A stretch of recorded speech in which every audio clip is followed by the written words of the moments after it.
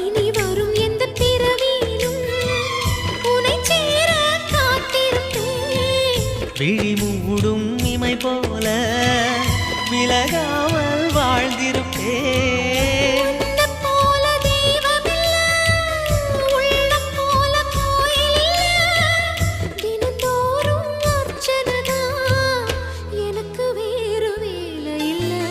நன்றி சொல்ல உனக்கு வார்த்தை இல்லை எனக்கு, நான் தான் மயங்குறேன். என்னுடைய மனச தந்துவிட்ட பிறகும் ஏம்மா கலங்குற?